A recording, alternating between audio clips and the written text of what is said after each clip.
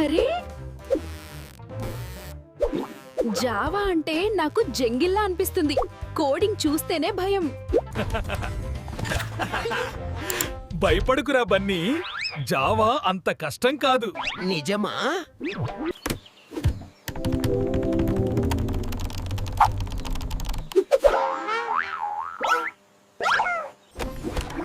ఈ ఫెల్స్ చూస్తే నా కళ్ళే హిల్స్ అయిపోతున్నాయి.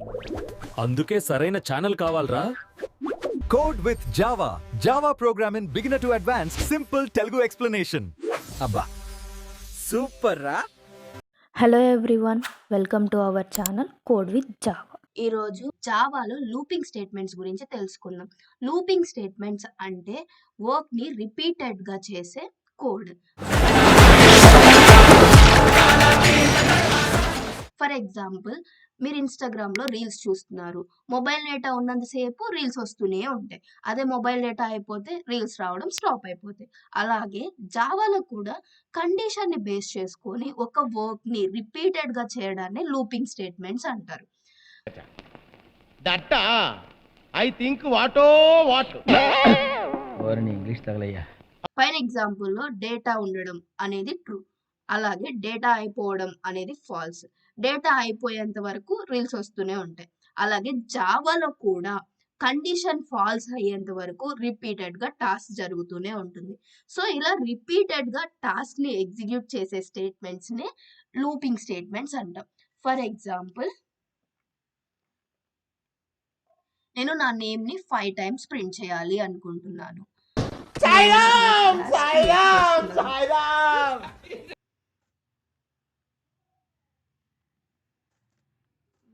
మెథడ్ని క్రియేట్ చేస్తున్నాం because execution always starts from main method. So string అనే డేటా టైప్, నేమ్ అనే వేరియబుల్ని క్రియేట్ చేస్తున్నాను. అందులో నా నేమ్ ఇనిషియలైజ్ చేస్తున్నాను. సో ఈ నేమ్ని 5 times ప్రింట్ చేయాలి అనుకుంటున్నాను. అంటే 5 times println స్టేట్మెంట్ రాయాలి.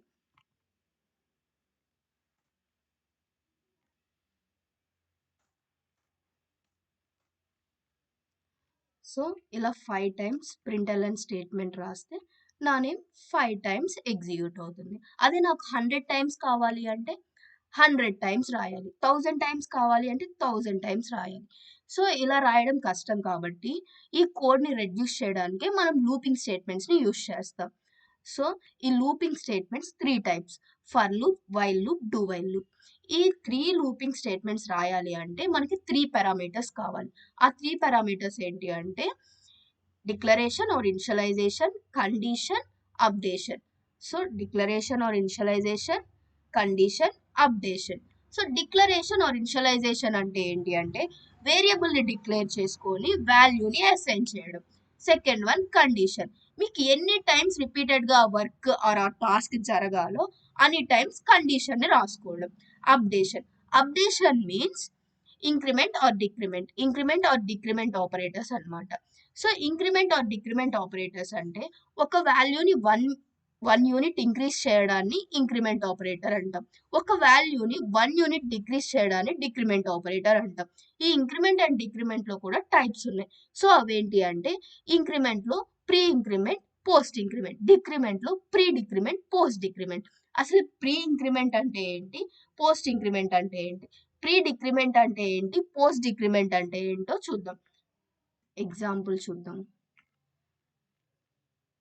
క్లాస్ క్రియేట్ చేస్తున్నాను. ఇంక్రిమెంట్ అనే క్లాస్ క్రియేట్ చేస్తున్నాను.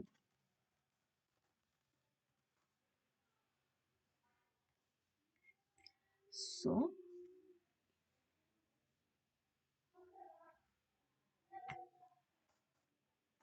Main method int y equals to 5. ఇక్కడ int x equals to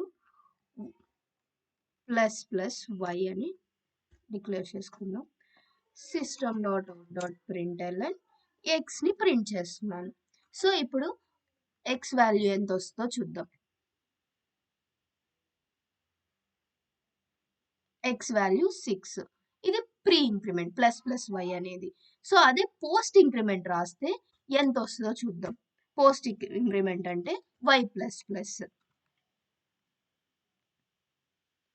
so post increment కి 5 వచ్చింది. వీటి డిఫరెన్స్ ఏంటి అంటే పోస్ట్ ఇంక్రిమెంట్ అంటే ఫస్ట్ వాల్యూ తీసుకుంటుంది, ఆ వాల్యూ ప్రింట్ చేసి దెన్ తర్వాత ఇంక్రీజ్ చేస్తుంది. అదే ప్రీ ఇంక్రిమెంట్ అంటే ఫస్ట్ వాల్యూ తీసుకొని దెన్ ఇంక్రీజ్ చేసి అప్పుడు ప్రింట్ చేస్తుంది అనమాట.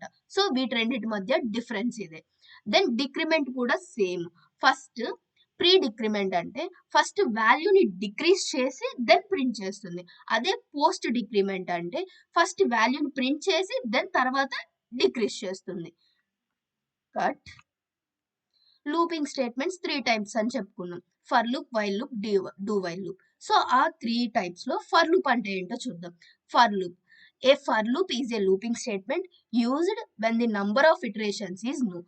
అంటే మనకి నంబర్ ఆఫ్ ఇటరేషన్స్ అంటే టాస్క్ ఎన్ని టైమ్స్ జరగాలి అనేది తెలిసినప్పుడే ఫర్ లూప్ యూజ్ చేస్తాం. మనకి ఎన్ని టైమ్స్ రిపీటెడ్ గా ఆ టాస్క్ జరగాలి అనేది తెలియనప్పుడు ఫర్ లూప్ ని యూజ్ చేయం.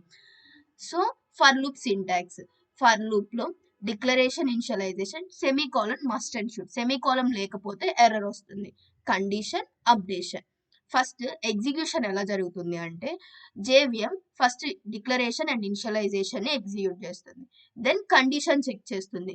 కండిషన్ ఒకవేళ ట్రూ అయితే లూప్ లో ఉన్న ఇన్సైడ్ స్టేట్మెంట్స్ అన్నిటిని ఎగ్జిక్యూట్ చేస్తుంది. ఎగ్జిక్యూట్ చేసి దెన్ అప్డేట్ చేస్తుంది. అప్డేట్ అయిన తర్వాత సేమ్ మళ్ళీ కండిషన్ చెక్ చేస్తుంది. కండిషన్ ట్రూ అయితే స్టేట్మెంట్స్ అన్నిటిని ఎగ్జిక్యూట్ చేస్తుంది. దెన్ మళ్ళీ అప్డేషన్. సో ఇలా రిపీటెడ్ గా జరుగుతుంటుంది. ఎప్పటి వరకు condition becomes false. Condition false అయితే లూప్ లో నుంచి బయటకు వచ్చేస్తుంది. సో ఫర్ లూప్ ఇలా ఉంటుంది. ఎగ్జాంపుల్ చూద్దాం. 100 నంబర్స్ ని ప్రింట్ చేయాలి అనుకుంటున్నాను. సో ప్రింట్ నంబర్స్ అనే క్లాస్ క్రియేట్ చేస్తున్నాను. Main method int n. For loop int n equals to 1 అనే వేరియబుల్ ని డిక్లేర్ చేసి అండ్ 1 అనే వాల్యూని అసైన్ చేసా. ఇక్కడ కండిషన్ ఏంటి, నేను 100 టైమ్స్ నా ప్రింట్ చేయాలి అనుకున్నా. 100 టైమ్స్ నంబర్స్ రావాలి. సో 100 టైమ్స్ అంటే n less than or equals to 100 అనే కండిషన్. Then n plus plus increase చేస్తున్నాను. system.out.println n ని ప్రింట్ చేస్తున్నాను. ఎగ్జిక్యూట్ చేస్తే 100 నంబర్స్ ప్రింట్ అయ్యాయి 1 to 100. సో ఇలా 1 to 100 ని ఒక్క లైనే కదా నేను కోడ్ రాసింది. So println statement but 100 numbers print అయ్యాయి. సో ఇలా కోడ్ ని రెడ్యూస్ చేసుకొని మనకి కావాల్సిన అవుట్పుట్ ఎన్ని టైమ్స్ అయినా జనరేట్ చేయడానికి లూప్స్ యూజ్ చేస్తాం. అందులోను for loop. Number of iterations తెలుసు కాబట్టి నేను ఫర్ లూప్ యూజ్ చేసుకున్నాను. హాయ్ ఫ్రెండ్స్, జావా సింపుల్ గా నేర్చుకోవాలంటే ఇప్పుడే సబ్స్క్రైబ్ చేయండి కోడ్ విత్ జావా.